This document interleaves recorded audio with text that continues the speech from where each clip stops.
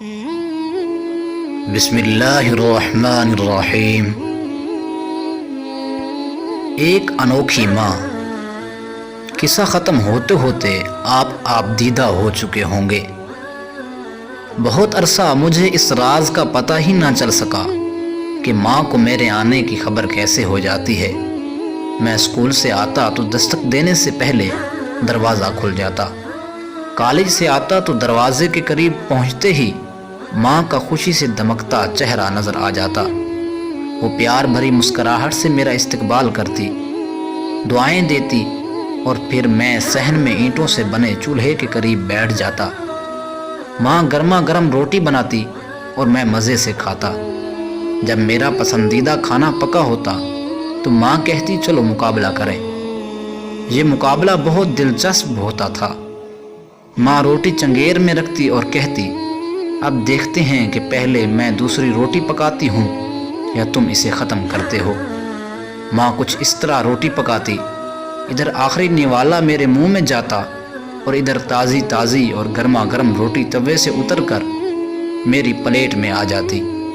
یوں میں 3-4 روٹیاں کھا جاتا، لیکن مجھے کبھی سمجھ نہ آئی کہ فتح کس کی ہوئی۔ ہمارے گھر کے کچھ اصول تھے، سب ان پر عمل کرتے تھے۔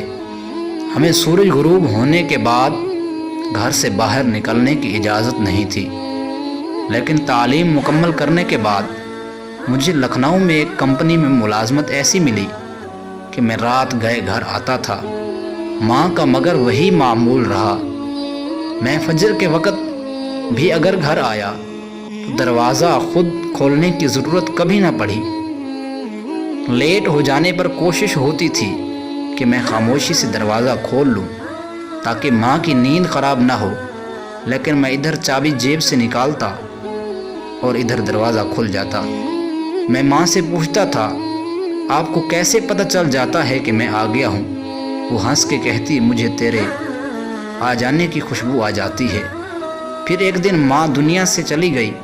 ماں کی وفات کے بعد ایک دفعہ گھر لیٹ پہنچا، بہت دیر تک دروازے کے پاس کھڑا رہا، پھر ہمت کر کے آہستہ سے دروازہ کھٹکھٹایا۔ کچھ دیر انتظار کیا اور جواب نہ ملنے پر دوبارہ دستک دی۔ پھر گلی میں دروازے کے قریب اینٹوں سے بنی دہلیز پر بیٹھ گیا۔ سوچوں میں گم، نہ جانے کب تک دروازے کے ساتھ ٹیک لگائے بیٹھا رہا اور پتہ ہی نہیں کہ میری آنکھ کب لگی۔ بس اتنا یاد ہے کہ مسجد سے اذان سنائی دی۔ کچھ دیر بعد سامنے والے گھر سے امی کی سہیلی نے دروازہ کھولا۔ وہ تڑپ کر باہر آئیں۔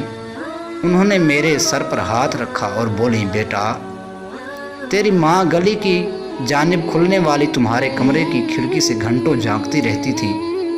ادھر تو گلی میں قدم رکھتا تھا اور ادھر وہ بھاگم بھاگ نیچے آ جاتی تھی۔ وہ بولیں بیٹے، تیرے لیٹ آنے، رات گئے کچن میں برتنوں کی آوازوں اور شور کی وجہ سے تیری بھابھی بڑی بڑبڑ کیا کرتی تھی کیونکہ ان کی نیند خراب ہوتی تھی۔ پھر انہوں نے آپ دیدہ نظروں سے کھڑکی کی طرف دیکھا اور بولیں بیٹے اب یہ کھڑکی کبھی نہیں کھلے گی۔